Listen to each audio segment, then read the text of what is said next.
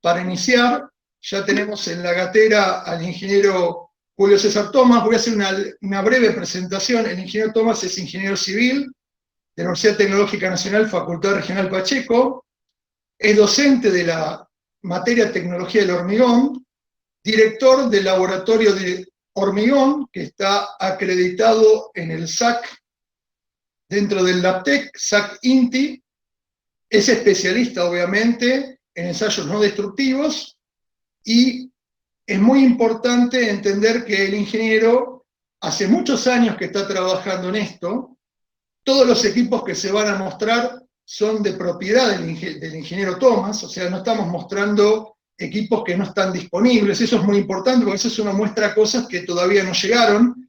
Ya hace un par de años que están estos equipos, ya hay casos de campo, y creo que es muy importante que tomemos conciencia que el diagnóstico de estructuras de hormigón hoy en día se convierte en una herramienta muy poderosa, que va a ser incluida inclusive en las próximas revisiones del reglamento CIRSOC, para darle inclusive otra característica, otra importancia. Yo siempre digo que hoy, cuando uno habla de estado de situación de una estructura de hormigón, hoy podemos, mediante estas técnicas, tener una apreciación mucho más importante, un grado de certidumbre mucho más importante, y cuando uno diagnostica en función de las necesidades que tiene el diagnóstico para la ingeniería, rehabilitación, refuerzo, lo que uno esté buscando, o de mantenimiento de una estructura, sepamos que hoy en día tenemos las herramientas, tenemos las técnicas, los métodos, y esto creo que es muy importante. En mérito a esto, le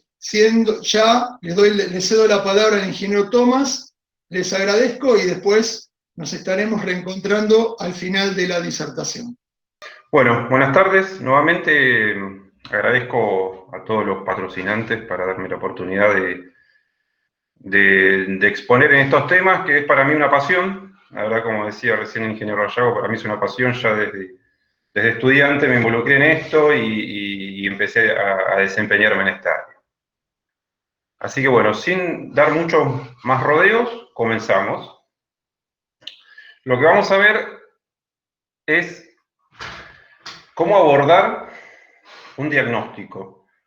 Uno les soy sincero, cuando empecé a presentar con respecto a la primera edición que habíamos hecho este seminario, le dimos otro abordaje ahora y lo empecé a pensar desde el punto de vista de qué es para nosotros un diagnóstico, por qué hacemos un diagnóstico, para qué, cuándo, cómo. Entonces, para que entiendan desde dónde abordamos el tema diagnóstico y qué es un diagnóstico y las herramientas que vamos a ver, que no es una metodología, sino que son métodos de evaluación. Como dice la presentación, son técnicas de evaluación, en la que va a ser necesario siempre, para todo, nuestro sentido común, nuestro sentido ingenieril, nuestro sentido profesional. Porque esto es que son herramientas, el diagnóstico es una herramienta que nos ayuda a tomar decisiones. Bueno, comenzamos. La vamos a abordar así, como les decía, un bloque temático en el que vemos el diagnóstico, una introducción a lo que es el diagnóstico, el concepto de diagnóstico. Después abordamos desde el punto de vista de los ensayos, de las pruebas, de los tests, el concepto para que entiendan las variables que vamos a estar manejando. Después vemos la metodología, la evaluación propiamente dicha, la técnica. Y lo más interesante y lo más importante, que siempre cuando cuando damos clase con el ingeniero Rayago, somos docentes de la Cátedra de Tecnología del Hormigón, siempre los casos es lo que nos cierra a todos, es cuando terminamos de entender todos los conceptos. Y después vamos a charlar un poquito con las conclusiones. Bueno, como les decía, ¿qué es un diagnóstico? ¿Qué entendemos por un diagnóstico? ¿Qué significa hacer un diagnóstico? Un diagnóstico es simplemente estudiar una estructura para analizar sus aspectos constitutivos, estructurales y materiales, en función de un requerimiento determinado. El requerimiento determinado, ahora vamos a ver, hay varios, pero ¿qué es hacer un diagnóstico? Tomamos una estructura, un elemento puede ser de la estructura, no necesariamente la estructura completa cuando hablamos de diagnóstico, y cuando hablamos de estructuras de hormigón lo analizamos, sobre todo analizamos su estabilidad. Primero, por eso, los aspectos estructurales y los aspectos, después analizamos los aspectos materiales. Todas las técnicas que vamos a ver ahora nos sirven para evaluar todo eso. Entonces, ¿por qué hacemos un diagnóstico? Me interesó abordarlo de esta manera. ¿Por qué hacemos un diagnóstico? ¿Cuándo hacemos un diagnóstico? ¿Y cómo hacemos un diagnóstico? Analicemos la primera. ¿Por qué? Los diagnósticos tienen muchos motivos, necesidades de hacer un diagnóstico. Un cambio de destino puede ser, sobre todo ahora que las estructuras van a tener que ser mucho más recicladas. Un cambio de destino puede ser un diagnóstico por mantenimiento, puede ser una ampliación, puede ser que llegamos al fin de la estructura, al fin de la vida útil de la estructura, y queremos extender esa vida útil. Puede ser que estamos dentro de su vida útil, hacemos una evaluación del desempeño y vemos que no era lo esperado, como vamos a ver a continuación. Hace poco me tocó evaluar con mi socio una estructura que tenía 100 años, aproximadamente 80, 100 años, y estaba dentro de un litigio y el abogado nos decía, ¿de quién es la culpa? Y nosotros decíamos, o sea, tenía problemas, ¿no? Obviamente, pero estaba en el fin de su vida útil. Entonces, hay que a veces entender que las estructuras llegan a su vida útil, que tienen un proceso de deterioro normal. Entonces, los diagnósticos siempre son importantes. ¿Cuándo? Según la edad, como les decía recién. Puede ser que esté en el fin de su vida útil, tenga una vida residual, según el momento, porque es el momento de hacer una ampliación, porque es el momento de hacer un cambio de destino. Nos ha tocado muchos casos de análisis debido a cambios de destino, y según un plan de trabajo, porque es un simple mantenimiento. Nosotros, en nuestro país, a veces el mantenimiento no está dentro de nuestro concepto de lo que es una estructura. Pero puede ser, nosotros, los diagnósticos se encomiendan por una cuestión de simple mantenimiento, sacar una foto de la estructura para ver cómo está. ¿Cómo? Bueno, en el cómo es un poco donde vamos a trabajar hoy. Es lo que le voy a contar, es el cómo. Una metodología, nosotros no les doy una metodología, no hay una metodología preestablecida, tenés que hacer de una manera determinada, pero ahí es donde entra el juicio ingenieril. Una metodología, ahora vamos a ver, es una cuestión de a veces seguir el sentido común. Pero bueno, igual siempre hay una guía, por lo menos. Las técnicas y los métodos, eso es lo que vamos a trabajar ahora. Bueno, esto es las normas, hay varias normas, la RILEM aborda el tema del diagnóstico, nadie te da una receta, pero sí te da una guía a seguir. Esta es una curva de la ISO 16311, que justamente aborda el tema de los diagnósticos. A ver, voy a poner el puntero. Puntero láser, acá está. Algo que nosotros en nuestro país mucho no lo hacemos, pero la norma lo pide, pero lo recomienda, el certificado de nacimiento de una estructura. No importa qué estructura, no piensen en una estructura determinada, piensen en una estructura genérica. ¿Quién hace la estructura? Un contratista hace una estructura encomendada por alguien. Bueno, nosotros, el profesional le entrega la estructura al que se la encomendó y le da un certificado de nacimiento. Ese es el punto cero de lo que nosotros consideramos el nacimiento de la estructura. Y eso, si seguimos la línea roja,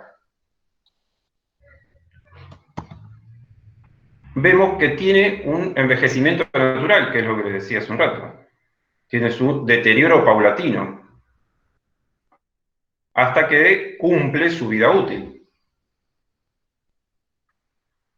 ¿Qué pasa si nosotros hacemos un diagnóstico de mantenimiento o un diagnóstico de estado de situación de la estructura? Puede ser por varios motivos, como lo veníamos viendo. Vemos que, por ejemplo, en la línea amarilla hacemos un diagnóstico temprano y vemos que no está cumpliendo con lo que marcaba la línea roja. No tenemos una vida, un desempeño esperado, un desempeño que coincide con el diseño original. Entonces, ¿qué pasó? Se nos acabó la vida útil, o sea, se nos acabó, no, lo hacemos en un momento determinado y vemos que la vida útil no es lo que estábamos esperando que pase. Tenemos que tomar decisiones en base a que a un diagnóstico. Y el diagnóstico va a decir que hay que hacer una reparación. Y ahí empiezan los temas de inversión, toma de decisiones. ¿Qué reparación haces? ¿Qué reparación no haces?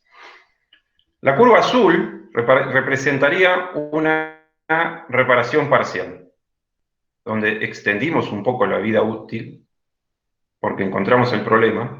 Aún así puede ser que no lleguemos a la vida original de diseño, pero bueno, va en función de la inversión que se hace. Puede ser que hagamos una reparación total o una reparación más exhaustiva, en la que es así podemos extender la vida útil.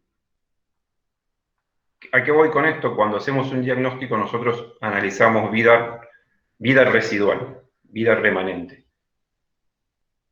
En muchos casos tenemos, como vamos a ver ahora, que la falta de diagnóstico generan roturas, o generan colapsos, o generan tragedias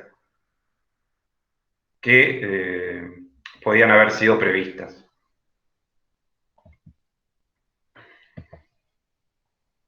Como les decía, el diagnóstico requiere una metodología. Y una metodología yo la separé en 3 etapas. Una etapa 1, pongámosle, etapa de inspección preliminar. Siempre cuando vamos a obra hicimos muchos casos de diagnóstico, nos dedicamos a eso y siempre cuando vamos a obra nos chocamos con que por lo general hay muy poca información antecedente. Es un denominador común en nuestro rubro, en nuestro país, que no haya documentación antecedente. Y la que hay es dudosa o tuvo modificaciones y no se actualizó, etc.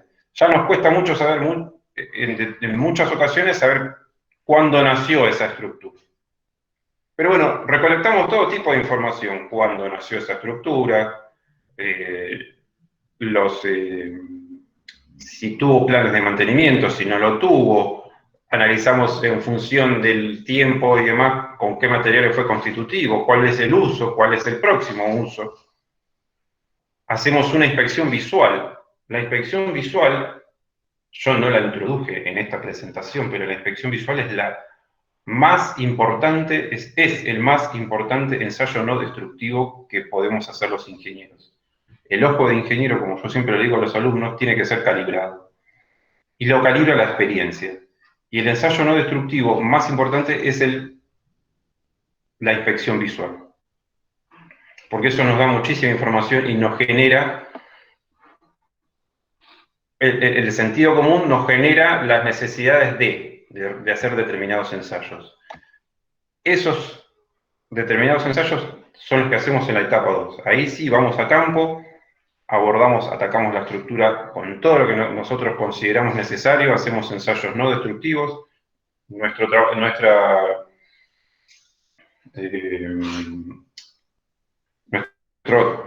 trabajos siempre nuestro fuerte es el ensayo no destructivo, pero como vamos a ver ahora, a medida que vamos avanzando, no nos vamos a poder despegar de los ensayos destructivos cuando analizamos el hormigón, ¿no? Estoy hablando. No nos vamos a poder despegar de los ensayos destructivos. ¿Por qué? Porque falta un poco madurar el tema, pero ya lo vamos a llegar. Bueno, después pasamos a una etapa 3, en la que obviamente procesamos la información y llegamos a un diagnóstico determinado y tomamos la decisión nosotros o recomendamos una decisión a tomar a nuestro cliente. Bueno, nosotros vamos a abordar la etapa 2, los estudios. Y vamos a hablar un poco del diagnóstico, pero en función de, vamos a trabajar mucho más en los estudios. Esto es lo que les decía recién, esto es la falta de mantenimiento, esto se tienen que acordar, esto fue el puente Morandi en Génova, creo que estamos, no me acuerdo la fecha, pero estamos allá un par de años, el antes y el después, esto fue un colapso, fue una rotura, un colapso, dicen que había síntomas previos, pero bueno, cuando no hay plan de mantenimiento las cosas pasan. Fíjense cómo quedó ahora. Creo que se terminó este año. Pasa que esto es un puente, uno de los puertos, no es un puerto cualquiera, era el puerto de Génova, conectaba el puerto de Génova. Esto también, esto es en nuestro país, esto es, no hay quizás el motivo no fue el hormigón, pero sí fue la falta de mantenimiento y la falta de diagnóstico. El motivo del colapso, ¿no? Esto es en la costa argentina, creo que es Villa Gesell o Pinamar, no me acuerdo la ciudad. Esto fue este verano y empezaron a colapsar. Empezó a colapsar este balcón y se llevó estos 3. Y acá lo que están haciendo, están demoliendo lo que es el balcón terraza.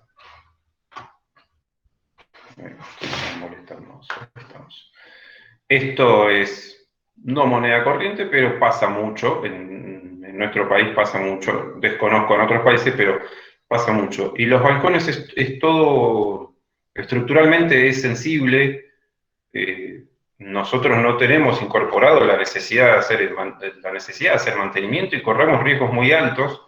Cuando pasó esto, conocidos que teníamos, era pleno verano, tenían miedo de salir de los balcones que estaban alquilando. Empieza a rondar una paranoia muy, muy grave. Esto es Mar del Plata, espero que se cargue el video. ¿Qué les quiero mostrar acá? El colapso inmediato, lo que les estaba hablando recién. El colapso inmediato. Y los riesgos que conlleva, ¿no? Espero que se me cargue el video. Ahí vamos. Es impresionante. La verdad que es impresionante. Es impresionante verlo y estas son, lo paso de vuelta porque a mí me sorprende verlo esto. Esto es en la ciudad de Mar del Plata. Fíjense lo que es esto. Colapso de un segundo para otro. Y a veces uno, aún así, después de esto, muchos colegas, y muchos, no tanto los colegas, los funcionarios, no toman conciencia de lo que implica hacer un diagnóstico. Y empiezan los motivos, quién tiene la culpa, quién no tiene la culpa, como si los administradores supieran de estructuras, y son discusiones muy interesantes de dar y muy necesarias de dar. Fíjense lo que es esto. Por supuesto, esto se arregló, el edificio y demás. Quedó bárbaro, no hicieron balcones, por supuesto, pero la tragedia ya pasó. Como les decía antes, un diagnóstico a veces no es necesario para esto, para lo que estaba mostrando antes, porque hay riesgos. Los diagnósticos a veces son necesarios en la etapa de construcción también, antes de que nazca la criatura, antes de que nazca.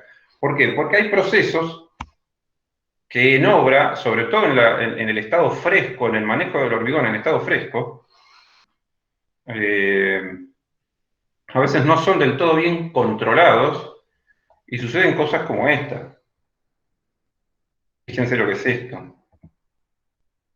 Miren lo que es esto. Ahí tenemos casi 1 metro lineal, ahí no hace falta un ensayo muy exhaustivo, a 5 metros lo veías eso. Eso está bien, son mala praxis de obra, etc. Pero cuando está, la macana está. Y en este caso en particular, en este edificio, era un error sistemático. En todos los pisos pasaba lo mismo. No digo en todos los mismos lugares, pero en todos los pisos tenían errores sistemáticos que no aprendían, de uno a otro, tenían en todos los pisos errores de este tipo. Este está a la vista, el primero. Ustedes van caminando, lo ven de lejos, aunque no lo quieran ver, lo van a ver. Y tengo para hacer un álbum de fotos que encontré en ese edificio. Pero el chiquitito de abajo, ustedes pueden pasar y se les puede pasar por alto. Supónganse que no ven estas cosas, o no sucedieron estas cosas, pero estas cosas sí. Cuando empezamos a analizar visualmente, esta pequeña abertura, empezamos a ver que tenía cavernas internas que reducían la cabeza de compresión de la viga placa en un 30-40%. Era gravísimo. ¿Por qué? Porque les había pasado lo mismo. Se había generado un tapón en la viga de la armadura principal, en la armadura superior, y la colada había quedado muy mal. Hay problemas, no, hay errores de diseño probablemente. No hablamos de eso, simplemente hablamos de los diagnósticos. Entonces, estos métodos también sirven para evaluar estas cosas. Porque les repito, en esto que simplemente no era nada, empezaban a encontrar cavernas para un lado y para el otro que iban a tener patologías graves. Bueno, dada la introducción, entramos con conceptos. No los quiero aburrir mucho, yo sé que lo más interesante, y algunos que van a decir no me estás diciendo nada nuevo, no, pero me gustaba dar esa introducción para saber cómo estamos arribando al tema de diagnóstico. Diagnóstico es todo una especialidad difícil, lo digo por vivencia propia. A veces es difícil de saber abordarla, sobre todo para el que nos contrata, porque el que nos contrata espera a veces demasiado o a veces no tanto. Me ha tocado funcionarios públicos que en mi etapa del municipio en el que vivo, en mis comienzos, teníamos todos los equipos y dije, bueno, vamos a hacer un análisis de un puente determinado, lo hacemos gratis para mí tenerlo como antecedente, para investigación y demás, y vos tenés, como funcionario público, tenés un galardón para tu lugar. Y no lo quiso hacer por miedo a que salga algo que él no pueda manejar. Entonces, pasa eso. Bueno, avancemos con los conceptos de ensayos. ¿De qué hablamos en ingeniería cuando decimos hacer un ensayo? Un ensayo, como puse recién, ensayo, test, prueba de, según la bibliografía que vean. ¿De qué hablamos cuando hablamos en ingeniería de hacer un ensayo, un test o una prueba? Necesitamos cuantificar una propiedad. Históricamente, mis profesores, mis formadores profesionales, la única variable que interesaba es la resistencia. Ya hace varios años se están evaluando otras cosas. ¿Por qué buscamos ese parámetro? Para controlar, para verificar lo que hicimos, lo que sería la resistencia efectiva y la resistencia potencial o característica o la resistencia de diseño. ¿Y por qué Porque no lo conocemos, perdón. O sea, ¿por qué buscamos cuantificar esa propiedad? Porque no la conocemos, que es lo que pasa en el 99,9% de los casos, es que nadie tomó, en el caso de obra nueva, nadie tomó control de recepción o no hicieron control de calidad y no conocen no conocen el hormigón que tienen en obra, o simplemente es una estructura vieja que nadie sabe que tiene, en el que ahí entran otras variables, ¿no?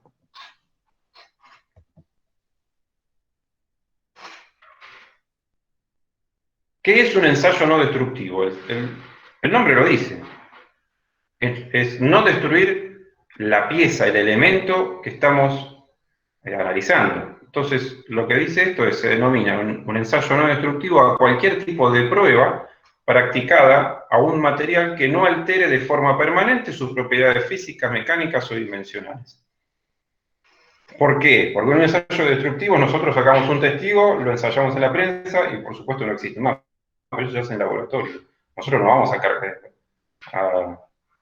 ensayar la estructura y que nos sirva más. Eso, hay otros tipos de ensayos que son no destructivos, pero sí son invasivos, en los cuales nosotros no vamos a abordar.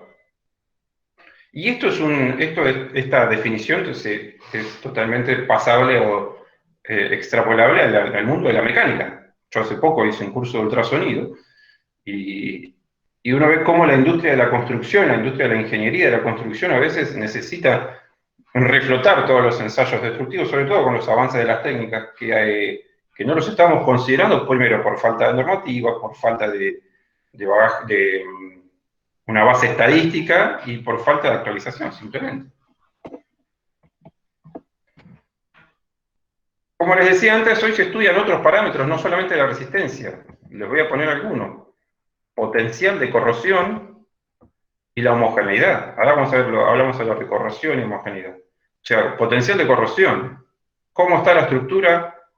¿Cuánto más se va a corroer en el tiempo? Si obviamente no hacemos nada. Y la homogeneidad es, hay esas cavernas que mostrábamos antes.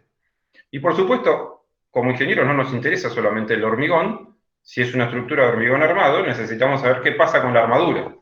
Entonces necesitamos saber diámetros, necesitamos saber su ubicación, en qué espacialmente, dónde está ubicada la sección que estamos analizando, y la separación.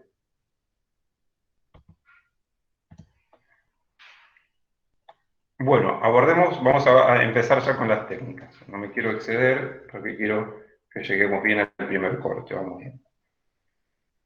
Yo les voy a plantear una clasificación de ensayos no destructivos. Hay muchas, hay más, y esta es una forma de clasificar los ensayos no destructivos, nada más que eso.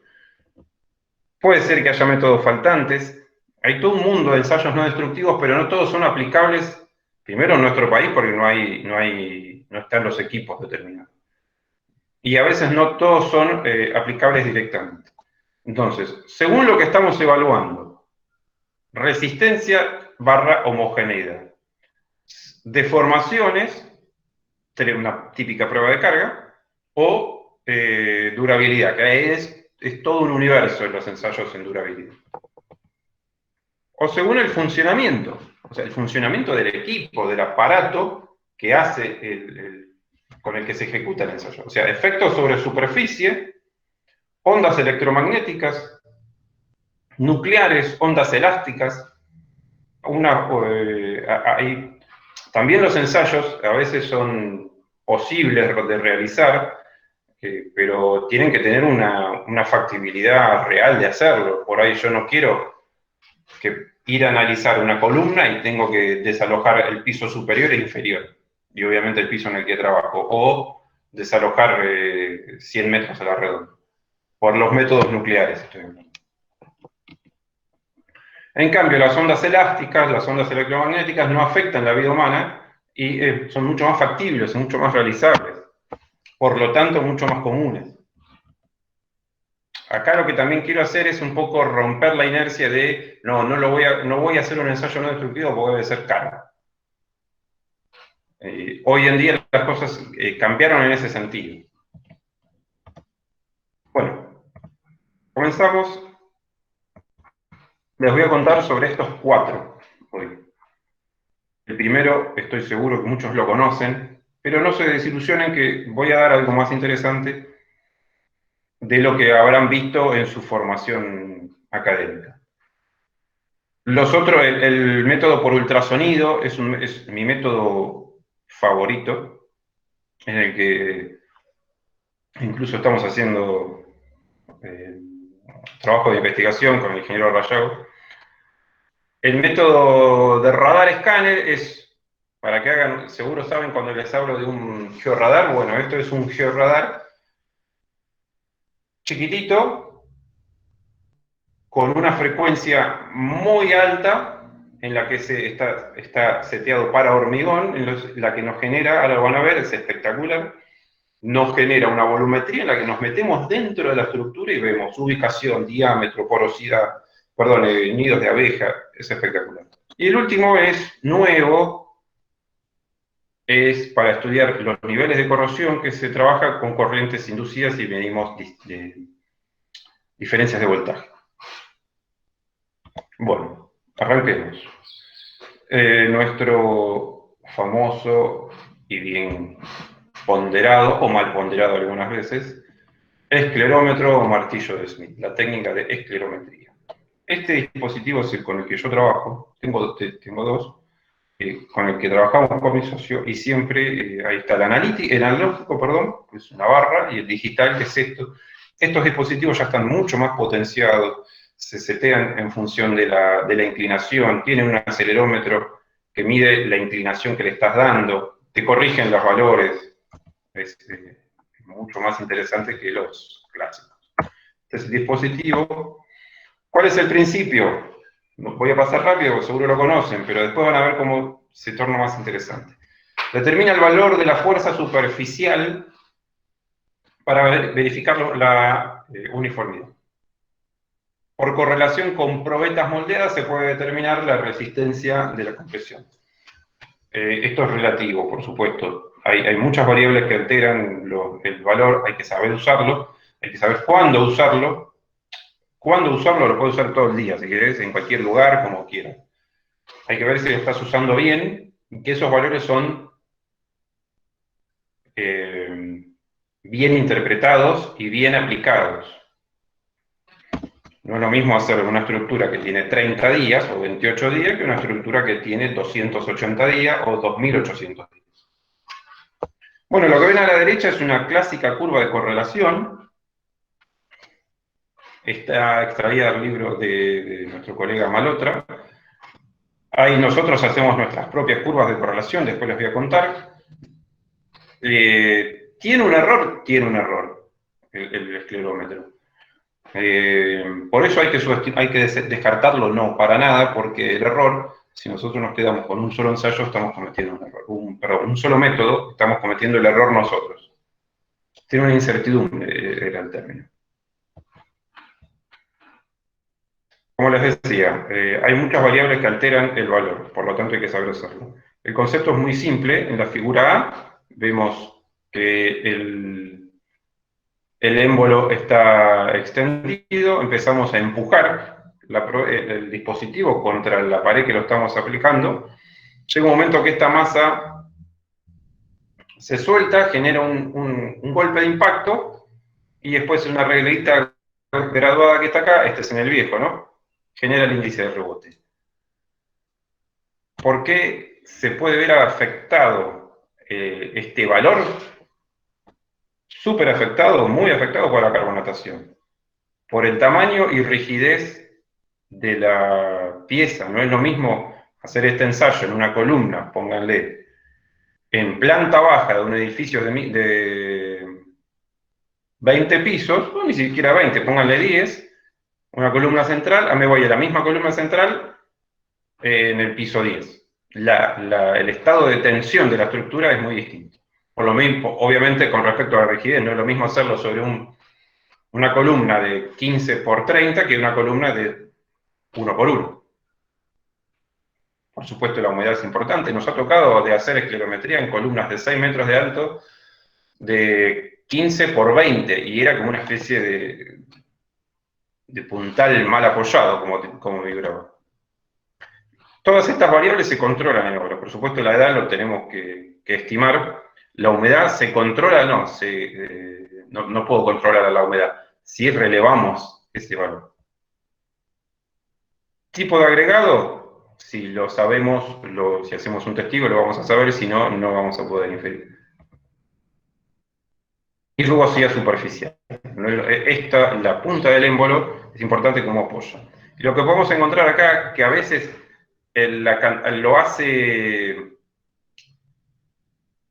que uno dude sobre lo que lee, porque por ahí apoya en un lugar, y si no hiciste un análisis previo a ver dónde estaban las armaduras, te encontraste con una barra.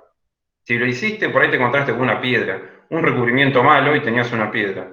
Lo haces al lado y tienes un valor totalmente distinto, entonces empiezan a desestimar el método. Hay que hacer una nube de puntos muy importante, y a veces las normas se quedan bajas con la cantidad de nube de puntos que piden. Puede pasar otra cosa, que esto es propio de ya un resultado del ensayo. Tenemos delaminaciones superficiales o distintas capas de hormigones más fuertes o más débiles, entonces también nos va a dar distintos valores. Esto es un videito. Estos son los dos dispositivos que tengo. Espero que cargue. Ahí vamos. Vale.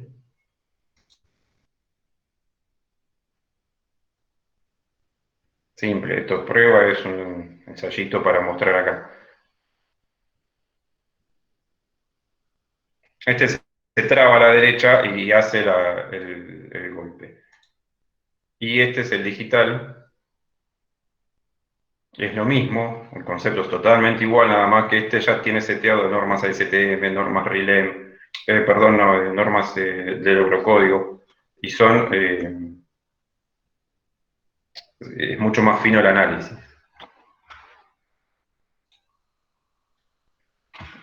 Ahí vamos. Método por ultrasonido, es el equipo con el que trabajamos siempre. Tenemos este y un equipo de bolsillo que le dicen que solamente mide el tiempo, y esto tiene un analizador que nos genera una curva. ¿Cuál es el concepto del principio de técnica por ultrasonido? Simple también. Se basa en crear un pulso de onda ultrasónica a través del hormigón en el que un punto de la superficie de prueba, que es el transductor emisor, se mide el tiempo que tarda hasta llegar a la otra parte del elemento, que es el transductor receptor. Normalmente trabajamos con ondas con frecuencias por encima de nuestro aspecto audible, que es encima de los 20 kHz. Ahora les voy a explicar un poquito más cómo genera esto, cómo se genera ese pulso. Se ve afectado por algo, por un montón de cosas, que a la vez, como se ve afectado por un montón de cosas, es tan interesante, porque nos da tanta información. Por supuesto, la edad, la microestructura es importantísima. No es importantísimo, sabemos que va a ser afectado por la edad. Entonces podemos acompañar la evolución de la edad del material. La humedad, por supuesto, el nivel de carga de vuelta, las proporciones, tamaños de agregado también. El ultrasonido correlaciona muy bien con el módulo de elasticidad. Por supuesto, la existencia de armadura, esa onda generada se mueve a una velocidad en el vacío, a una velocidad en el hormigón y a otra velocidad muy distinta en el acero. Y el tamaño y forma de la muestra también, por eso es más controlable. Lo que ven abajo forma parte de un trabajo de investigación que estamos correlacionando resistencia con simplemente probetas. Acá estas siempre se aserran, el apoyo del transductor es muy importante. Esta es la base de la probeta, las probetas fueron aserradas, se llenó en el sentido mejor dicho, se transmiten las ondas sonoras así, en el sentido que fue llenado. Acá estamos hablando de la transmisión directa, y estos son cubos en el que nosotros estamos correlacionando, que esto forma parte de la investigación también, lecturas directas e indirectas en función de la ubicación del transductor. Esto es un dato muy interesante para obra. Acá es lo que yo les decía, el sistema el método de evaluación por ultrasonido tiene distintas formas de ubicar los transductores. Primero vamos a la derecha, vamos a ver qué es un transductor y por qué existe. Este cuadrado que ven acá es el aparato en sí, que tiene un emisor de pulso, que en este viajecito que está acá, esta línea, es un cable, es un coaxil común, que es un pulso eléctrico. Cuando entra en el transductor, tiene un cristal de un material piezoeléctrico que vibra a una determinada frecuencia. Esas vibraciones pasan por un acoplante, que por lo general es vaselina, y entran en el material. Del otro lado, si es una transmisión, un método directo, tenemos el que escucha, el transductor que escucha, que de vuelta tenemos un acoplante, tenemos ese mismo material que vibra, sí, está bien, cristal piezoeléctrico, que tiene un determinado espesor y demás, entonces recibe esas vibraciones y las transforma en otro pulso eléctrico. Ese pulso eléctrico viaja por otro cable, entra en el display y corta el tiempo. Entonces ahí sabemos desde que entró al material hasta que salió del material. Esa es la mejor forma, la que siempre tratamos de usar, que es la forma directa, porque sabemos de A a B, o de E a R, emisor a receptor.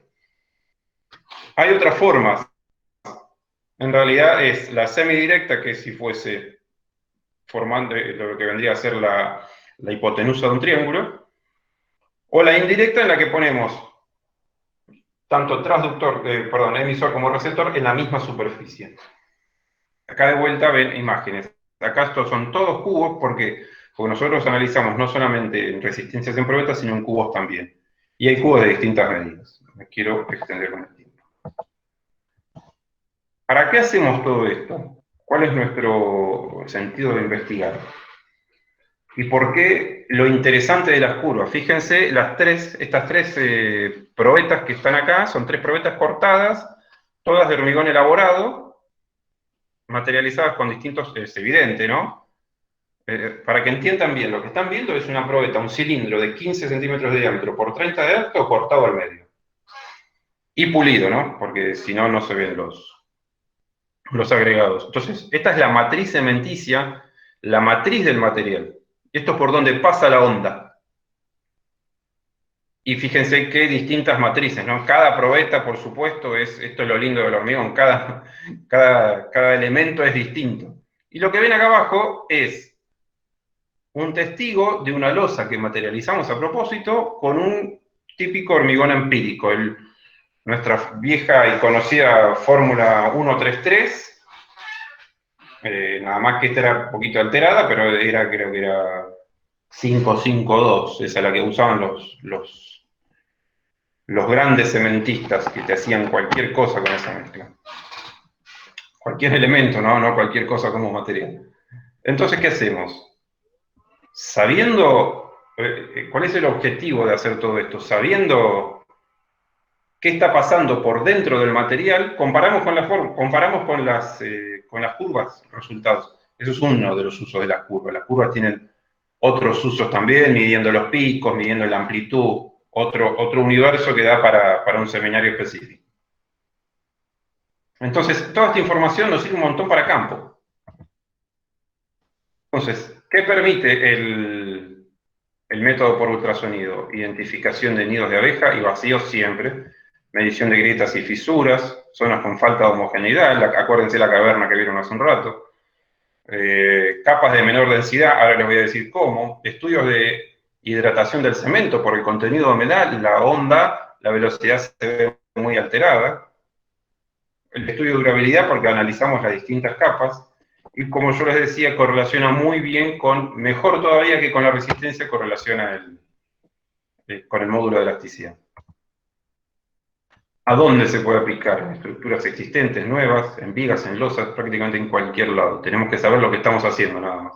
En estructuras afectadas por fuego, un montón. Esta es una de las curvas experimentales, las propias nuestras, fíjense lo bien que correlaciona. Correlaciona con un error medio cuadrático de 2,7 megapascales y un R cuadrado de 0,83, es muy lindo valor.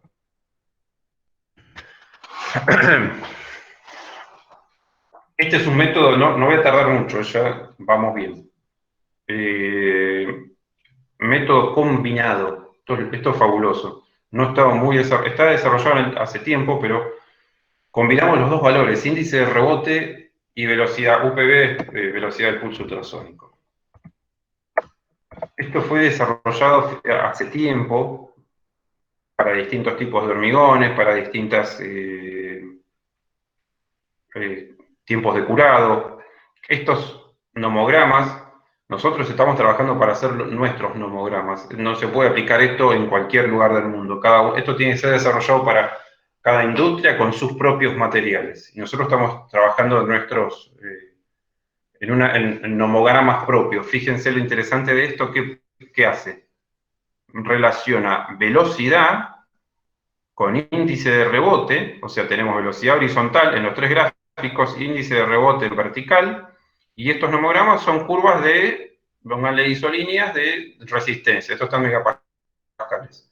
O sea que podemos hacer nuestros nomogramas con nuestros materiales, y esto es un valor agregado que hace mucho tiempo que está desestimado, pero estamos trabajando para seguir usándolo.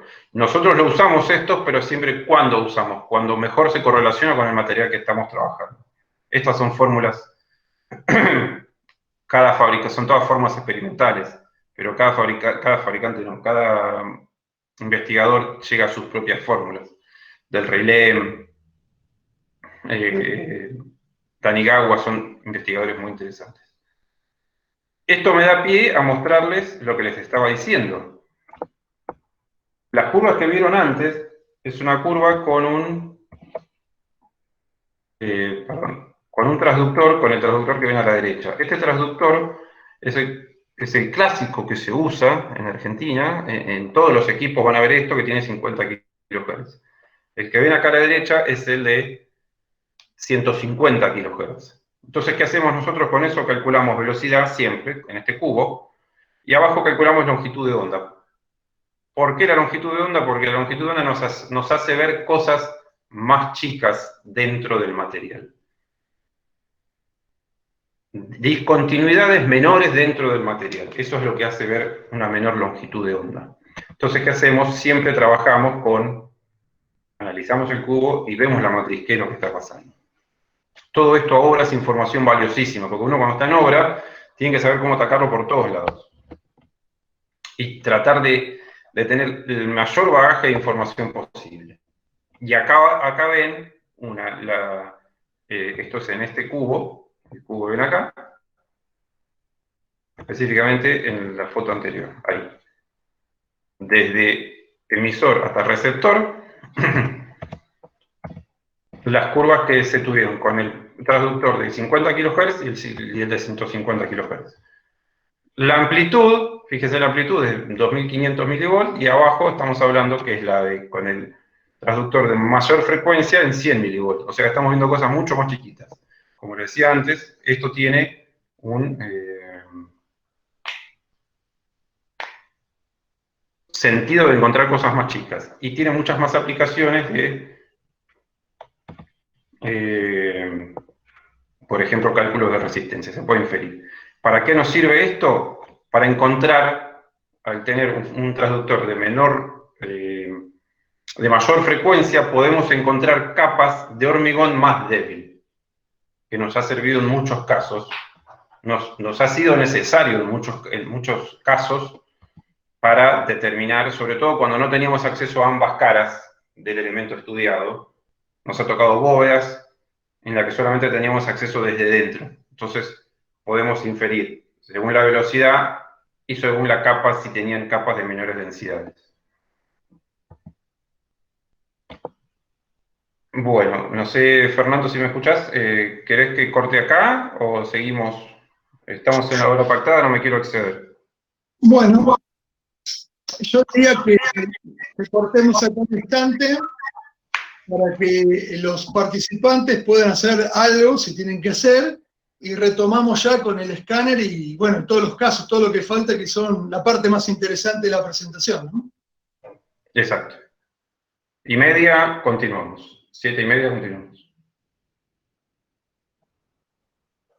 Les vamos a pedir a los participantes que nos contesten una encuesta para verificar la asistencia y así les podemos generar después el certificado de asistencia. Así que les vamos a enviar una encuesta para que nos contesten y si alguno está conectado sin su nombre y apellido, por favor, nos escriben por el chat y tenemos correctamente la asistencia para la emisión de los certificados. Gracias.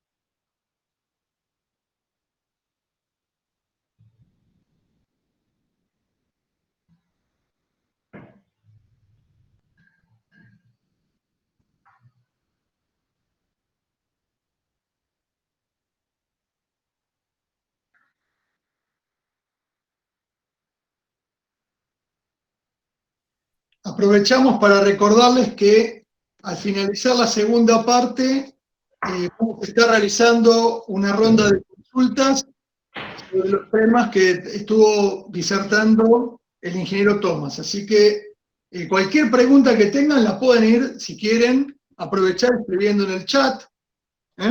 Vamos a habilitar también las preguntas. Estamos agradeciendo mucho a todos aquellos que se están dando la asistencia, el presente.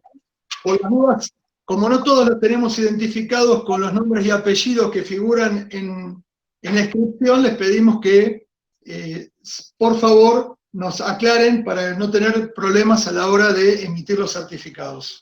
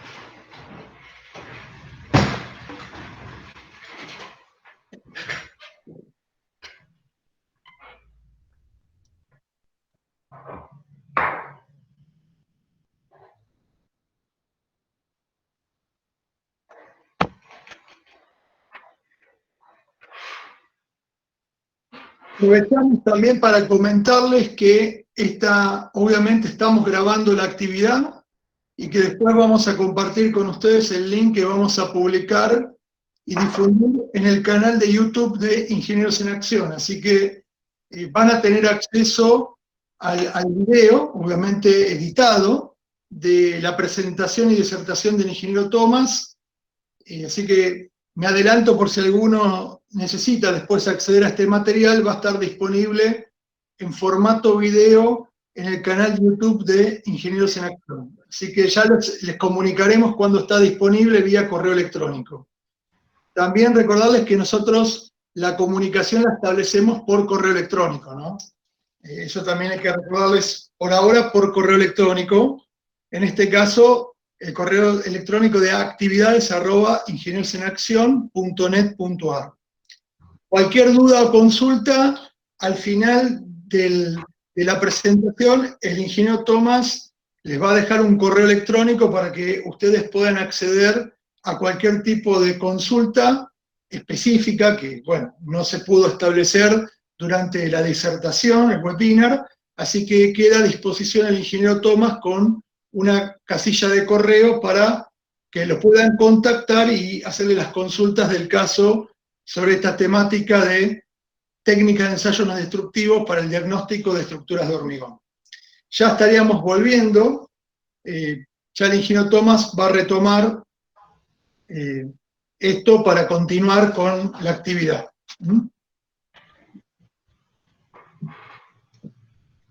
Bueno, continuamos. La vedette de la presentación. El radar escáner. El sistema de radar escáner es, como les dije antes, es una especie de georradar de muy alta frecuencia diseñado para el hormigón. Permite al usuario, por supuesto, encontrar todo tipo de armaduras. Y ¿cuál es el concepto? Debajo del dispositivo tiene 3 antenas que cruzan los datos, ahora vamos a ver por qué. Pero es el análogo electromagnético del método del pulso eco en ultrasonido. O sea, emite algo y recibe lo que rebota. Como dice abajo, se rigen los procesos involucrados en la propagación de la energía electromagnética a través de los materiales de diferentes constantes dieléctricas. Como ven abajo, tenemos lo que emite y lo que recibe, y lo que rechaza no es el término, lo que refleja. O sea, la línea de trazo A tiene un determinado segmento, fíjense que la B es más corta y la C a veces aún más corta. Ahora van a ver por qué sucede eso y cómo se interpretan las imágenes. Entonces, cada material, o sea, cuando cruza un sustrato, que es el hormigón, rechaza y por lo que refleja, se interpreta que hay algo. Esa energía sigue pasando cuando cruza otra cosa, por ejemplo, una barra, refleja y así, hasta que termina el sustrato de lo que estamos analizando, que sigue reflejando. Cada vez que refleja, cuando se cruza con una armadura, se forma una hipérbola. Y esa hipérbola es la imagen clásica que ven en los georradares, cuando encuentran hormigón, cuando encuentran acero, perdón. Entonces el concepto es similar, porque ven un TX y un RX, es transmisor y receptor. Nada más que son las antenas y que trabajan en conjunto. Entonces, ¿para qué sirve? Encontramos diámetros, separaciones, ubicaciones. En el caso de este dispositivo, ese es el clásico detector de armaduras. En el caso de este, no solo eso, sino que tenemos la volumetría y encontramos oquedades y vacíos. Vemos lo que está pasando en el material. Tiene 2 funcionamientos básicos, 2 formas de entender, de manejarse. Uno que es lineal, en la que nosotros pasamos el dispositivo y estamos analizando un volumen de 15 centímetros de ancho, que es lo que ven ahí ven una foto superior del escáner, vamos recorriendo como es un cochecito. Entonces vamos analizando 15 centímetros de ancho por hasta 10 metros de largo, lo cortamos donde queremos, y 30 centímetros de profundidad. Siempre va a ser 30 centímetros de profundidad porque es el alcance de este aparato. Y otro que es plantilla, que tiene 2 tamaños de plantilla que se ven ahí en la foto, que es de 60 por 60 o 120 por 120. Esa plantilla tiene cuadrados de 15 por 15, en la que está, ¿por qué? Porque son los mismos 15 que se ven en modo lineal, nada más que el dispositivo lo cruza en el sentido horizontal y en el sentido vertical. Entonces, en ese cuadrado de 15 por 15 está pasando 2 veces, una sentido horizontal y una sentido vertical. Ese cruce de sentidos hace que la antena vea la misma sección, las 3 antenas vean la misma sección de 2 maneras distintas. Y eso hace el potencial de este dispositivo, que lo genera una definición muy alta. Entonces tenemos la plantilla, como les decía, de 60 o 120 por 60 o 120, y siempre 30 centímetros de profundidad. Esos volúmenes son los que van a ver ahora, que siempre son los resultados. Entonces, acá tenemos dos videitos de vuelta para que entiendan lo que espero que funcione, que entiendan lo que les acabo de explicar.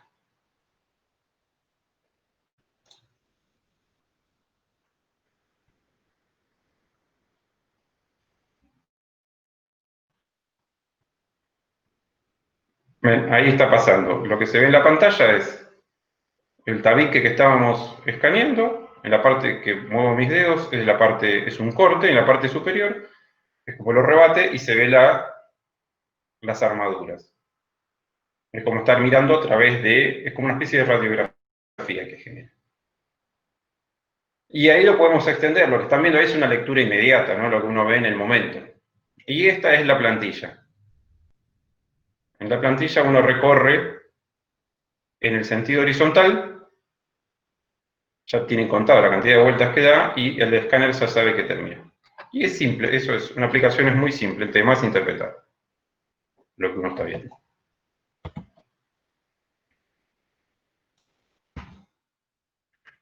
¿Qué es esto? Para nosotros poder salir a campo y entender lo que estamos viendo, tuvimos que pasar por una gran etapa propia, ¿no? Todo lo que hicimos, de calibración y de interpretación de lo que estábamos viendo. Entonces nos hacíamos nuestras propias losas, con distintas profundidades, distintos diámetros, distintas ubicaciones, o sea, estábamos escaneando algo que ya sabíamos dónde estaba, pero queríamos interpretarlo, queríamos ver lo que pasa. Así como también no intencionalmente surgen algunas oquedades y queríamos ver qué pasaba en la realidad. Por supuesto esto es uno de los testigos que vieron cortados, la transformamos en un colador.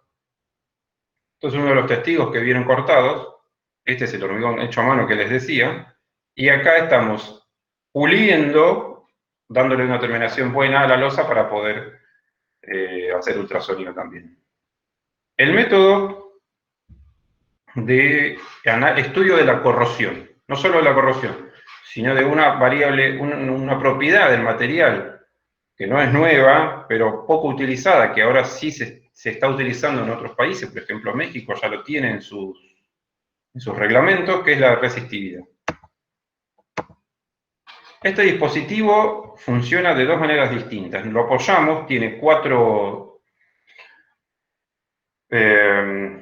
terminales que tocan el material, estos siempre tienen que estar en contacto con el hormigón, y de manera, sin ser invasivo, este es un método totalmente invasivo, los terminales de la punta emiten una corriente y los terminales internos miden la diferencia de potencial.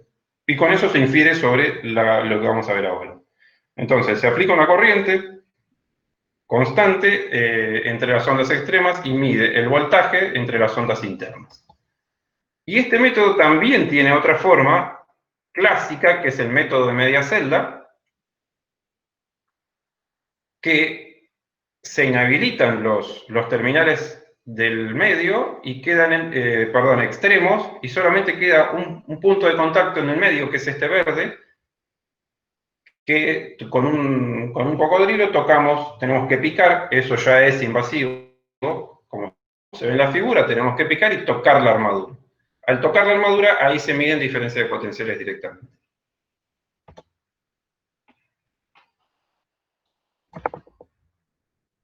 Entonces, ¿qué vemos acá? Esto es lo que les decía recién. Es muy simple, como ven, es muy simple de utilizarlo, simplemente hay que saber qué estamos haciendo. ¿Qué requieren estos? Requieren, fíjense acá se está usando en pilares de puentes, es muy interesante para analizar el recubrimiento, porque esto es un ensayo puro de vida útil, de recubrimiento, de estado del recubrimiento. Por supuesto tenemos que hacer análisis, primero tenemos que encontrar la malla, o sea, necesitamos el escáner, saber los diámetros, saber el recubrimiento, todos esos valores son requeridos en el software del equipo.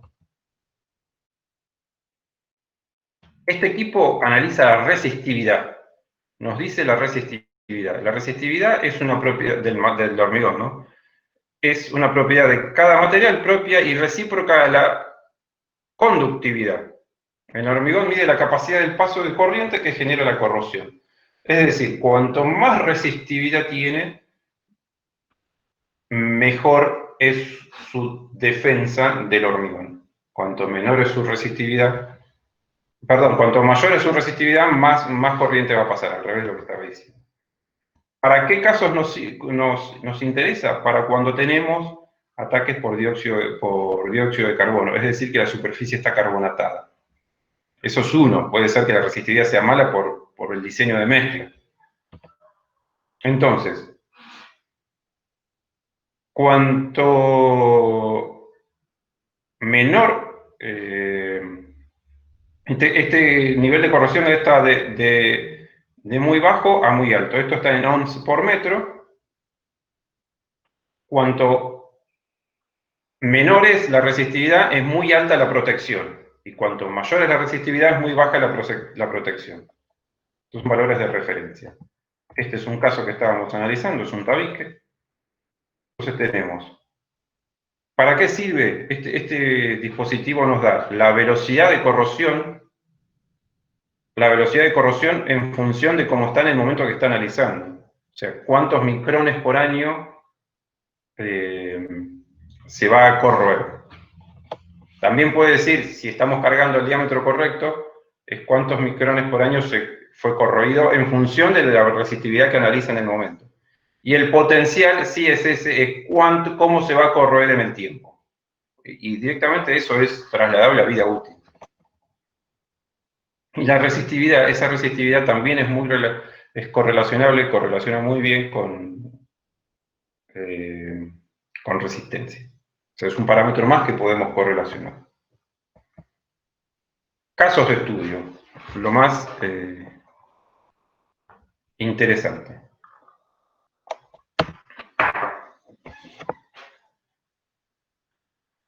Vamos a ver un par de casos de estudio. En todos los casos se abordó con casi todos estos instrumentos, salvo el I-Core, que el I-Core a veces es difícil encontrar que alguien le entienda el concepto de resistividad y que sepan cuánto está expuesto o no está expuesto. ¿Esto qué es? Es una platea, una estructura muy simple, en la que nosotros le hicimos la recepción de hormigón, y la recepción de hormigón dio un desastre. La segregación que tuvo era incontable, era muy, muy alta. Entonces, ¿qué le dijimos? Mira, vas a tener problemas con este hormigón, la resistencia, por supuesto, dio muy mal, y había que encontrar un responsable. ¿Cuál era el responsable? ¿O qué pasó primero? Toda la platea es esta sección, está compuesta por este azul, la zona 1 es la celeste, la zona 2 es la amarilla y la zona azul es la 3. Entonces, sabíamos, no había problema de armaduras acá, o sea, ¿cuál era el motivo del diagnóstico? La mala recepción del material recibido. Entonces, ¿qué hicimos? Lo abordamos con esclerometría y un escaneo. ¿Por qué? Porque sabemos que el problema iba a estar superficialmente, en realidad sabíamos que era todo. Pero teníamos un antecedente que era que los resultados del ensayo de probeta eran malísimos. La segregación era increíble. Entonces, una forma de complementar es ver en toda la sección qué está pasando. No había necesidad de sacar testigos porque sabíamos que daba muy mal y el testigo iba a dar aún peor, pero sí un índice de rebote, un mapeo de índice de rebote complementaba el ensayo. Entonces, si ven acá, todas estas son las hipérbolas que les decía, cuando el escáner encuentra una armadura, en un sentido y en otro. Primero les explico qué estoy mostrando acá. Esta es la plantilla grande, lo que estoy marcando con el puntero. La plantilla grande hace un corte en esta línea violeta y lo vemos a la derecha. Y hace un corte en esta línea violeta horizontal y lo vemos hacia abajo. En ese volumen del escáner nos podemos mover en X, en Y, en Z, como querramos. Nos podemos mover en cualquier coordenada. Entonces uno busca la coordenada en cuestión, o cualquiera en este caso, cortamos y vemos a la derecha, cortamos y vemos abajo. Y abajo estamos viendo la volumetría. acá la armadura no era el problema, sino que eran las bajas densidades en las primeras capas. ¿Por qué? Porque había exudado mucho. Exudar, recuerden, es que bajan todos los agregados en la parte inferior y sube, y arriba tenían casi 3 centímetros de solo pasta de cemento. Entonces, como ven acá, dice baja densidad y alta porosidad. En todos este periodo, esta forma era baja densidad y alta porosidad. Bueno, ¿cuál fue el final de ultrasonido? Usamos en una parte, pero lo determinante fue la estilometría. Los métodos utilizados, los datos obtenidos, imágenes de escaneo, velocidad del pulso y mapeo de índice de rebote, no de resistencia. Sabemos que el índice de rebote era muy bajo y la heterogeneidad era impresionante. Entonces, ¿cuál fue el diagnóstico? Se determinó demoler una primera capa de baja densidad de 70 milímetros y generada por la exudación y la consecuente aumento de relación agua-cemento. Era muy bajo, demasiado bajo. Y después de arriba se hizo todo un tratamiento de un mortero autonivelante de muy alta resistencia. Caso número 2, incendio. Como les decía, esto es muy interesante para los casos de incendios. En este era un departamento, un edificio de departamento en la zona norte del Gran Buenos Aires. Una vez que sucedió el evento, los bomberos del partido donde fue el incendio, junto con los inspectores municipales, querían saber cómo estaba la estructura. Entonces, el diagnóstico fue encomendado por el siniestro. Esta estructura tiene en el orden de los 25 años, es una estructura de mampostería de cerámica roja y losas de hormigón armado. No es una estructura independiente. Pero bueno, fíjense, estas fotos hablan del calor que se generaba. Esto ya habla algo, dice que el recubrimiento funcionó bien porque el acero no fue tan atacado. Y acá tenía capas muy gruesas de roque que paradójicamente en este lugar ayudaron.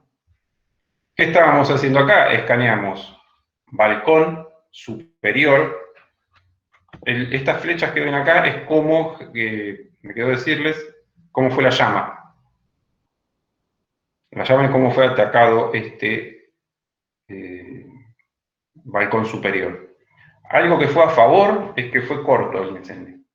No duró más, creo que 20, 30 minutos, no alcanzó a durar. Por suerte, actuaron muy rápido. Acá tenemos todos los equipos desplegados, acá tenemos la plantilla chica puesta sobre la estructura, sobre la losa.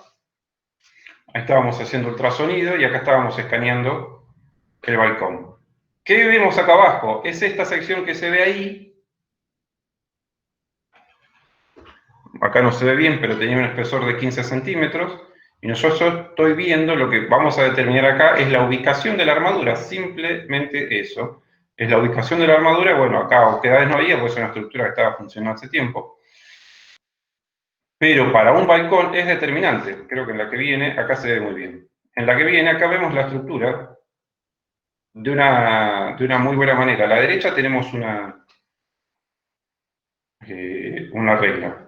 Entonces acá vemos en el punto 1, en el punto 2, determinamos la ubicación de la armadura, la separación, el diámetro y la sección de hormigón necesario para la verificación estructural, que eso es una etapa, lo que entraría en la etapa 3 cuando hacemos el diagnóstico definitivo. Entonces lo que estaban interesados era en la seguridad estructural. Entonces, otro dato que se recolectó fue la carga de fuego. Entonces, se obtuvo el tiempo de exposición, la carga de fuego, que entre paréntesis era papel, porque el propietario era un docente, y tenía mucho papel, por eso se generó el fuego muy rápido. Obviamente armaduras de losa, armaduras de balcones, imágenes de escáner, velocidad de pulso ultrasónico y mapeo de índice de rebote. Índice de rebote que acá sí se utilizaron métodos combinados con una determinada incertidumbre, vimos que aún así verificaba bien estructuralmente y no hubo ningún problema. La estructura no se vio afectada en su seguridad estructural y capacidad de carga. Las columnas, los refuerzos verticales de las columnas estuvieron recubiertos, o sea, estuvieron cubiertos por las grandes capas de revoque que había. Caso número 3, un balcón. Acá, de vuelta un balcón. ¿Pero por qué este balcón? Porque el consorcio quería, esto es en la Ciudad de Buenos Aires, el consorcio quería,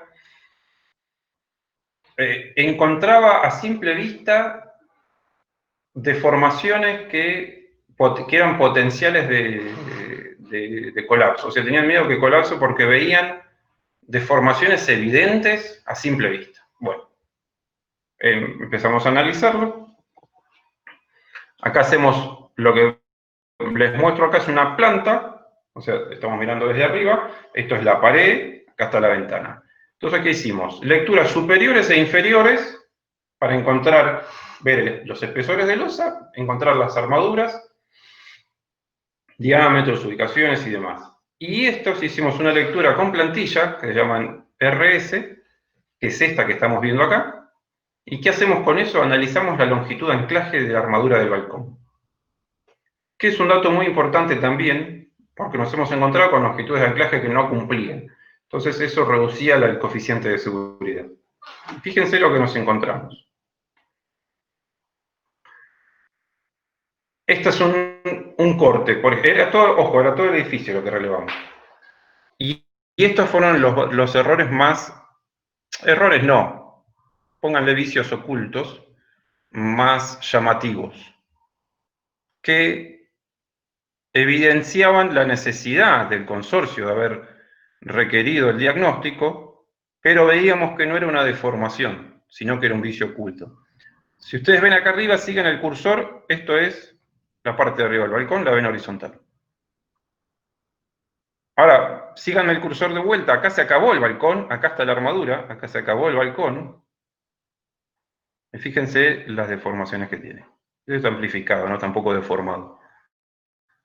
La cosa es que si hacemos una diferencia entre el punto 1, este escaneo tiene 4 metros de largo. Si hacemos una diferencia entre el punto 1 y el punto 2, tenemos 40 milímetros. Que a simplemente vista era bastante obvio. Fíjense en el balcón número 7. De vuelta, acá tenemos la superficie superior del balcón, donde uno pisa. Acá vemos la superficie, la parte de abajo del balcón. Y fíjense esto que interesante. De vuelta, deformaciones de vicio oculto, y que nunca nunca se habían puesto a mirar, porque siempre estuvieron esas deformaciones. Entonces, si hacemos el punto 3 menos el punto 1, teníamos 29 milímetros, y si hacemos el punto 2 menos el punto 1, o sea, este extremo menos este, tenemos 34 milímetros. O sea que no eran deformaciones propias por corrosión o por alguna patología. Entonces, acá usamos solamente el escáner, y se determinaron, obviamente encontramos las armaduras, no analizamos resistencia del material, y se identificaron vicios ocultos que se pensaban deformaciones. Este caso es muy, muy interesante. Acá estamos en la Ciudad de Buenos Aires, un edificio no muy viejo. Nos contrata un estudio de ingeniería y tenían el siguiente caso. Ahí donde nos ven en la foto es el primer subsuelo. Estos son vigas que tomaban muchas cargas, tenía que tomar muchas cargas. Son grandes luces, un edificio de más o menos 40 años, en la que las secciones fue hecho, no era con hormigón elaborado, era hormigón hecho a mano, o sea, eran un método conservador en ese momento, o sea, todo era grande. Y el estudio de ingeniería quería saber la armadura. ¿Por qué? Porque ahí estamos, recuerdos, sobre primer subsuelo. En planta baja se iba a instalar un banco. Ya se habrá instalado. Pero sobre esas vigas se iba a poner la bóveda. Y la bóveda es una bóveda. 30 centímetros de espesor, había que materializarla. Es una especie de cubo grandote, muy grande y muy pesado. Y se iba a poner arriba de esas vigas. Entonces, el estudio de ingeniería ¿Qué hizo? Cateos. Abajo encontró armadura, todo bárbaro, le verificaba. Buscaban armadura en los extremos, armadura de corte, perdón, de momento superior, encontraban algo, pero le llamaba la atención. Encontraron estribos, por suerte o por desgracia, tenía muy poco recubrimiento, estaba todavía a la vista. Pero ¿qué pasa? No verificaba el corte. Entonces, ahí fue uno de los principales motivos por los que nos llamaron. Acá ven, esta es la plantilla más pequeña, la de 60 por 60. Esta viga tenía alrededor de, si esto tiene 15, 30, tendría 45, 50 centímetros. El escáner, por supuesto, acá llegaba hasta una limitación, porque donde ven el cursor, donde ven el puntero, no estoy analizando, pero el escáner tiene que poder cruzar hasta acá. Entonces, lo que están viendo acá, si alcanzan a ver bien, vamos a estar viendo esta línea y esta línea. Acá tenemos la línea 1, 2 y 3, que en realidad en la plantilla es la 2, 3 y 4. Esta y esta. Algo importante que hay que hacer siempre cuando analizamos, hacemos escaneos, es esquematizarnos y tomar puntos de referencia de lo que estamos haciendo para después nosotros entender lo que estamos leyendo, ¿no? Entonces, bueno, esta me acuerdo que tiene 25 centímetros de espesor, que se ven acá, miren. Recuerden que esta línea violeta, recuerden primero, en esta plantilla nos podemos mover en X, en Y y en Z, como uno quiera. Entonces, cortamos, acá estamos parados en estas coordenadas, cortamos en esta línea violeta y rebatimos a la derecha. Cortamos en la línea violeta horizontal y rebatimos hacia abajo. En la imagen, en la sección inferior, se ve muy simple donde empieza la viga, que estos son los estribos, lo que estoy mostrando. Y acá tenemos 25 centímetros de espesor, que es donde se termina la viga. Acá están los otros estribos, ¿ven? Y ahí se terminó la viga. Fíjense, con respecto al concepto de lo que lee el escáner cuando es energía emanada y energía que recibe en función de la constante dieléctrica del material, fíjense cómo es mucho menor en esto y mucho mayor en estos, por simplemente la ubicación. Lo mismo acá. Acá no se van a ver estribos porque el estribo está en el sentido del corte. Pero, ¿qué encontramos acá? Esta línea horizontal gris es la armadura de corte. Abajo tenía 8 barras del 25. ¿Y qué estamos viendo acá? Es que estaban subiendo 2 barras de 25, se lo tengo que poner así, en distinta, no paralelas, sino separadas. Distinta ubicación, que es lo que se hacía el famoso y viejo decalaje. Cada uno que cubríamos todo el diagrama del momento con armadura. ¿Por qué 2? Porque acá está una y acá se ve la segunda, ¿ven? Y se ve que está cortada. Yo como corté acá, corté acá en horizontal y lo trajimos hacia abajo, estamos viendo esta parte, ¿ven? Esta parte. Y ahora corto y tiro a la derecha, estamos viendo esta parte.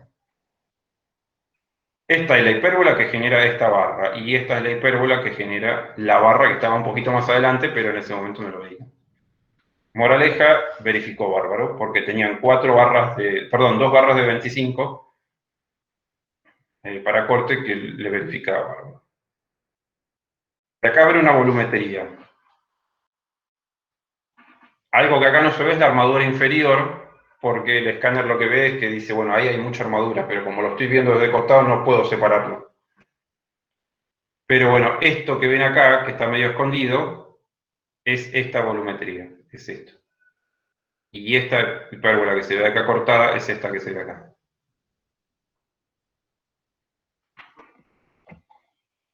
Y bueno, obviamente estos son los estribos, ¿no? Estos son los estribos. Y tenía algo de armadura de piel también.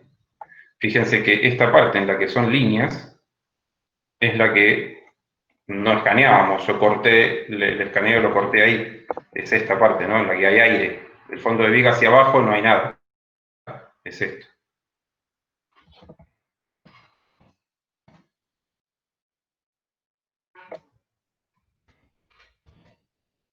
Entonces, de vuelta, usamos solo el escáner, datos obtenidos, casi toda la armadura, y se identificaban armaduras de corte que no se consideraban, claro, no las veían. y tampoco las veían arriba, porque no, bueno, no era fácil, tenían que demoler un montón para poder encontrarlas, porque la longitud de anclaje en realidad terminaban un poco más abajo.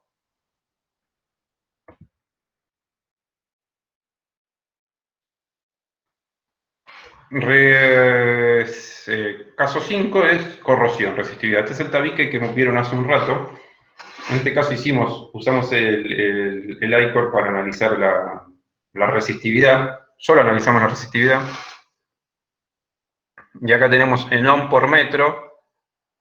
Esto es en ohm, en 3400. Esto es en ohm por centímetro, y tenemos unos valores no malos, pero tampoco buenos, que es esperable para el tipo de estructura que estábamos haciendo.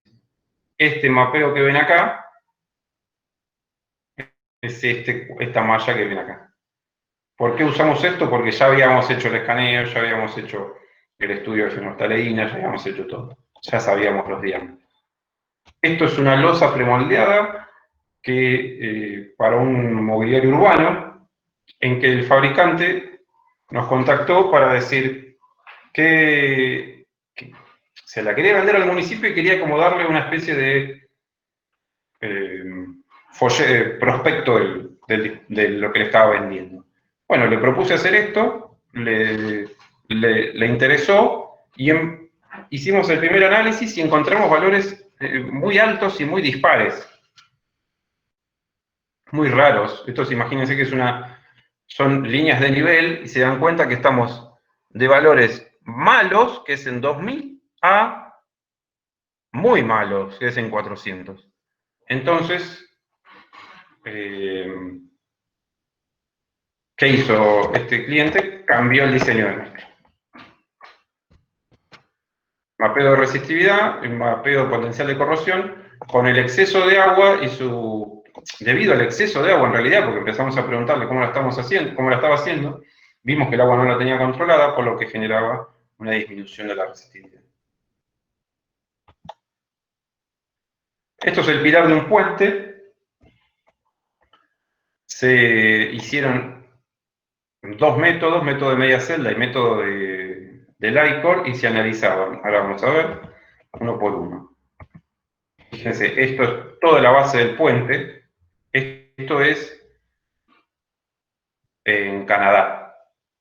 Obviamente esto no lo hicimos nosotros, es información del fabricante, pero esto es un puente en Canadá. En Argentina no se hizo ningún tipo de análisis todavía de este tipo, de esta índole. Pero sí hay muchas entidades interesadas. Una de esas es la Administración de Infraestructura Ferroviaria. Tiene varios puentes viejos en los que están interesados en que le hagamos estos mapeos. Pero bueno, cuando pase la pandemia será. Acá vemos este panel. Este pedazo de panel tiene 10 metros de largo por 1,80 de alto. Y bueno, lo que estamos viendo acá es el potencial de la velocidad de corrosión, perdón. La velocidad de corrosión futura. Esto es lo que ven acá, son 1000 micrones por año, que estaría en esta zona superior. Pero esta información es importantísima, sobre todo para los que toman decisiones. Esto es diferencia de potencial. La diferencia de potencial, estos valores también están tabulados con valores de referencia, pero si ven acá y lo asocian con esta, perdón, ahí, lo asocian con esta, ven que la zona verde tiene buenos valores, y si vamos a esta, ven que acá tenemos una zona roja, que la zona roja está en una diferencia de potencial muy bajo, que lo hace sensible a la corrosión al acero. Y esto es resistividad, en ohms por metro. También muy altos valores de resistividad, quiere decir que es muy bueno. Y de vuelta, en la zona donde hay potencial de corrosión, los valores de resistividad bajan. Acá empezamos a entender un poco el sentido o el porqué del recubrimiento. Algo que tanto hincapié hacemos en nuestros alumnos, y que vamos a obra y después, y el recubrimiento es como una molestia cumplirlo, la necesidad del recubrimiento y de los diagnósticos tempranos.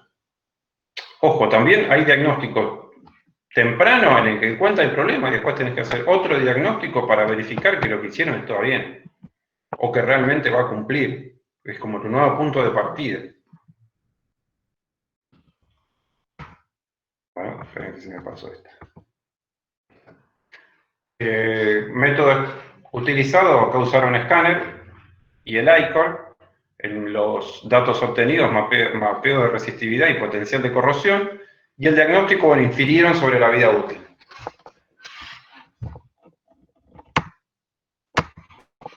Esto es algo más simple, pero no deja de ser importante. El comitente tuvo una casa parada, compró una casa, el que nos buscó para que hagamos un análisis. Compró una casa y no tenía nada. Tenía muy poca información, solo planos de arquitectura, pero estructuralmente caminaba y se daba cuenta que algo pasaba ahí adentro.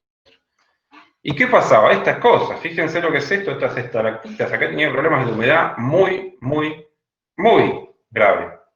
Porque la calidad del hormigón no era mala, era paupérrima. Y además de eso estuvo 10 años parada la obra. Entonces, nosotros lo que queríamos era que nuestro cliente, o sea, en realidad nos encomendó la tarea del arquitecto. Y tuvo un diagnóstico bastante completo. Pero sobre todo la decisión, nuestras recomendaciones para la toma de decisión. Estas fotos son para un manual. ¿Cómo se abordó el tema? Empezamos a analizar, nuestro análisis previo ya inferimos que íbamos a tener muchos problemas de carbonatación, muchos problemas, porque era evidente, ya la cal se estaba yendo, el material se estaba yendo a la estalactita. Y esa no era sola una, había caminos completos. Bueno, acá tuvimos que utilizar métodos destructivos también. Empezamos por sacar testigos. Nos basamos en la nueva norma española, en la que complementa ensayos no destructivos con destructivos. Es una norma, no recuerdo el número, que se aprobó en abril de este año. Entonces, lo que vemos acá es el uso del escáner a los efectos de no cortar armadura, un escaneo previo en la zona a analizar, con el diámetro acá donde estoy marcando con el cursor, van a ver un círculo, y acá van a ver las armaduras en puntos rojos. Bueno, esta es la broca que iba a pasar en un sentido y en otro. Veíamos que no cortábamos armadura, se tomaba la decisión, se sacaba el testigo, y ahí ven a la derecha teníamos 3 centímetros de carbonatación superior e inferior, o sea, estaba muy atacado, con un espesor de 13 centímetros, estábamos en el orden del 50%. Se ve afectado por la carbonatación todo, pero se puede corregir. Entonces, como teníamos la posibilidad de entrar tanto de arriba como de abajo, lo hicimos todos análisis en losas, replicamos la plantilla más pequeña del escáner en el centro del testigo, en el centro donde sacamos el testigo, tanto de arriba como de abajo. Hicimos ultrasonido de manera directa en todos los puntos, obviamente la imagen del escáner, y mapeo de índice de rebote. Ahí el índice de rebote, cuando la profundidad es tan alta de carbonatación, es muy difícil la corrección. Pero sí es trasladable, porque como teníamos un testigo, se correlaciona con el índice de rebote y es trasladable al resto de la estructura, que puedes hacer toda la estructura, porque es simplemente un índice de rebote, no es más que eso. Hay que preparar la estructura, pero se puede estudiar en su 100%, quiero decir, si uno lo quiere, ¿no? Entonces teníamos la plantilla más chica, la más pequeña, acuérdense que es de 60 por 60, separada en cuadrados de 15 por 15, teníamos un testigo en el medio en el cual sabíamos el valor de la resistencia, teníamos velocidad del pulso ultrasónico y teníamos índice de rebote. Si ven acá, este es el escaneo que les estaba diciendo. Tenemos esto que ven acá es aire, por eso se comporta de esta manera. Esto es el aire. Entonces acá tenemos el espesor de la losa. Si ustedes miran, ya el escáner detectaba que algo pasaba con la densidad del material porque estas líneas implican estratos. Y esos estratos coincidían con la profundidad de carbonatación. Por supuesto, nosotros siempre tenemos que calibrar en el sentido de tener una referencia, una profundidad, un diámetro, algo que nosotros sabemos que mide tanto y en la imagen lo calibramos, no es que lo lees directamente. Fíjense acá en el centro, esta es la volumetría de esta imagen. Fíjense acá en el centro, esto que estamos viendo es el espesor de losa, acá tenemos la armadura, y esto que se genera acá medio raro porque estamos cruzando dos secciones, es el testigo. No hay nada, digamos, hay aire. Por eso esa forma rara de hipérbola. Entonces, coincidía con la profundidad, veíamos la uniformidad del material, veíamos que no había oquedades, no había vacíos, la densidad era similar, la homogeneidad era buena, y podíamos inferir sobre el resto de la estructura porque hicimos, me acuerdo, creo que 7 testigos, en todos hicimos el mismo trabajo y teníamos un mapeo muy interesante. Por supuesto, esos valores de índice de rebote se transmitían a vigas, se transmitían a columnas. Es como que uno agarra ese valor, que es un ensayo simple, rápido, y lo va pasando a toda la estructura teniendo como parámetro eso, que uno tiene el valor de resistencia. Entonces, ¿qué hicimos? Escáner, velocidad del pulso ultrasónico, esperometría, carbonatación y ensayo destructivo para correlacionar de testigos. Los datos obtenidos, mapeo de índice de rebote, mapeo de velocidad, resistencia, mapeo de velocidad, resistencia por ensayo destructivo y correlación con ensayos no destructivos, y profundidad de carbonatación por fenolftaleína. La estabilidad, entonces, el diagnóstico era estabilidad estructural, la verificaba, pero había una necesidad de intervención inmediata en detener el ataque de durabilidad. Para extender la vida útil de la estructura, que en realidad la estaba comprando para hacerse su casa. Vamos bien. Este es el último caso. Bóveda. Nosotros analizamos, les doy una introducción muy rápida.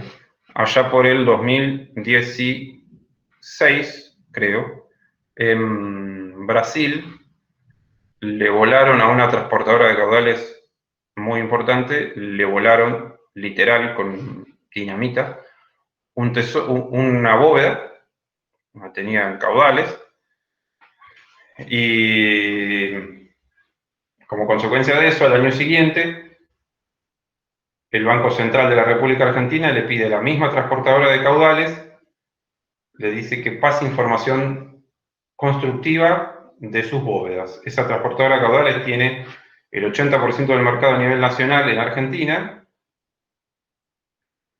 Es relativamente nueva, pero nueva no sé, la verdad no sé la edad, pero compró una transportadora, la empresa compró una transportadora de muchos años de trayectoria en Argentina, que le pasó las bóvedas, le dijo, toma, estas son mis instalaciones.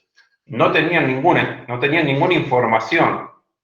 Entonces nosotros hicimos el relevamiento a nivel país de todas las bóvedas, desde Tucumán, Salta, hasta Tierra del Fuego. Relevamos todas las bóvedas de esa transportadora. Este es un caso, fíjense como lo que es una bóveda dentro de una instalación. Es este cubo, es literalmente un cubo con una puerta blindada, que para poder entrar tenían que pedir permiso a su país de origen. O sea, nosotros estábamos en Tierra del Fuego y en su país de origen, que es España, se estaban enterando que nosotros estábamos entrando en la bóveda. En todos los casos igual. Bueno, ¿de qué se trataba esto? ¿Qué querían saber? Ubicación, diámetro y resistencia del hormigón. No era nada muy exigente, la normativa del Banco Central era bastante básica y simple, y la mayoría lo verificó, otras no. Entonces, ¿qué hacíamos? Ultrasonido, esclerometría y escaneo. Por supuesto, nadie quería que le pasemos un testigo. No le vamos a dejar la bóveda perforada. Trabajábamos con las plantillas, trabajábamos con el esclerómetro. Estos son algunos resultados que tenían. Algunos verificaban, otros no verificaban. Como teníamos acceso a veces teníamos acceso de ambas caras, a veces no. También teníamos que estudiar el contrapiso, a ver qué tenía. Entonces tuvimos que alternar entre métodos directos, métodos indirectos y demás. Este es un caso, hicimos casi 40, siempre. Escáner, velocidad del pulso ultrasónico, esclerometría, el ICOR no era necesario, y carbonatación para ver si, porque yo pongo carbonatación, pero está de interno, pero por ahí tiene más de 40 años, a veces estaba carbonatado, a veces no, pero eso es a los efectos, también tomamos temperatura, humedad, a los efectos de tener las variables más importantes que distorsionan una lectura relevadas, no controladas porque no podíamos controlarlas, pero sí relevadas. Hacíamos mapeo de índice de rebote, que inferíamos sobre la resistencia con una determinada incertidumbre, mapeo de ultrasonido. Acá usábamos muchas veces métodos combinados, resistencia por ultrasonido. Verificaba o no verificaba la existencia, y eso es la existencia reglamentaria. Bueno, vamos bien. Estamos en las conclusiones. Espero no haber ido rápido, pero son casos muy, muy interesantes para mostrarles. Los métodos de ensayos no destructivos son muy interesantes, no son nuevos, algunos que son nuevos, otros no tanto, no hay que tenerle miedo, simplemente hay que saber interpretar y hay que saber cuándo usarlos. Entonces, avancemos con la primera. El diagnóstico depende de la finalidad, la temporalidad y la metodología. Por supuesto, nosotros nunca, como venían viendo en los distintos casos, no siempre se lleva todo, no siempre se ataca con todo, para eso está la etapa 1. Yo en la bóveda, por más que hubiese querido, igual no lo tenía en ese momento, pero que hubiese querido, no hubiese podido hacerle análisis de corrosión, porque primero no me lo pedía el comitente, y segundo no tenía sentido. La evaluación puede comprender la resistencia, la resistividad, el potencial de corrosión, la homogeneidad y las armaduras. Las nuevas técnicas de ensayos no destructivos dan mayor certidumbre a los datos obtenidos para evaluar un diagnóstico. Dan mayor, ¿por qué? Porque están más desarrollados los dispositivos, el concepto sigue siendo el mismo, pero están más desarrollados los dispositivos, y aparte hay que actualizarlos a los materiales actuales, porque uno a veces se queda con que algunas técnicas como ultrasonido o esclerometría no les gustaba, lo usaban solamente para una o dos cosas y demás, pero ahora el material hormigón, la tecnología del material ha cambiado mucho, los materiales han cambiado mucho, el cemento ha cambiado mucho, y el material hormigón, la matriz cementicia, es muy distinta a la de hace 40 años, cuando estos métodos ya estaban vigentes y a veces por ahí habían sido dejados de ser utilizados. Una referencia rápida, la IRAM de ultrasonido, la 1683, hace 30 años que no se actualiza. Esto es una conclusión interesante. Los casos de diagnóstico por ensayos no destructivos se deben abordar de manera integral y no con un método solo. Es lo que les decía con ensayos con electrometría. No pueden usar un solo método para diagnosticar o inferir sobre algo. Los no destructivos necesitan la sinergia de varios ensayos, de correlaciones. Los reglamentos, por supuesto, lo que les dije recién, tienen que ser actualizados. En nuestro país venimos un poco atrasados y hay otros países que ya están. Por supuesto, los no destructivos no son concluyentes. Cuando no hay otra opción, como en el caso de las bóvedas, hay que informar la incertidumbre como la que uno está haciendo el ensayo, pero cuando se puede, la tendencia es a disminuir la cantidad de testigos complementando con ensayos no destructivos. Una más, y es interesante también, es cuando hacemos un ensayo, acuérdense que es un ensayo, un diagnóstico, ¿qué queremos hacer? Estamos analizando o intentando determinar la vida residual. Por lo tanto, la vida residual no solo se basa en el análisis por estos métodos no destructivos, que acá es donde entra el juicio ingenieril de todos, es dónde está implantado. O sea, también hay que considerar las condiciones de interacción con el ambiente, o sea, el tipo de exposición en el que está. No es lo mismo que esté en una zona costera a que esté en una zona donde no hay mucha exigencia. Por ejemplo, en nuestro reglamento un A1 no es lo mismo que un CL o un marino. Entonces, para llegar, hay métodos, ¿por qué les hago esta conclusión? Porque hay métodos que les dicen está en etapa 1, 2, 3 o 4 o 5 o 6 o X1, X2 o lo que sea, que le dice terminal, no tan terminal, se salva o no se salva, o intervenir. Eso es aplicable en función de donde fueron analizados los métodos o la información que se basó ese método para llegar a esa conclusión. Por eso a veces los métodos que pueden llegar a encontrar, que dicen que como todos queremos una receta en la vida, queremos que algo se cumpla, a ver, queremos que decir, tu estructura está en un nivel bueno, malo, no muy bueno. Y a veces no son trasladables esos métodos a todos los países, a eso apunto. Bueno, damos por concluida, cumplimos con el horario bastante bien. Espero no haber sido muy aburrido, espero que les haya gustado la presentación. Ahí tienen mi correo electrónico, cualquier cosa a disposición.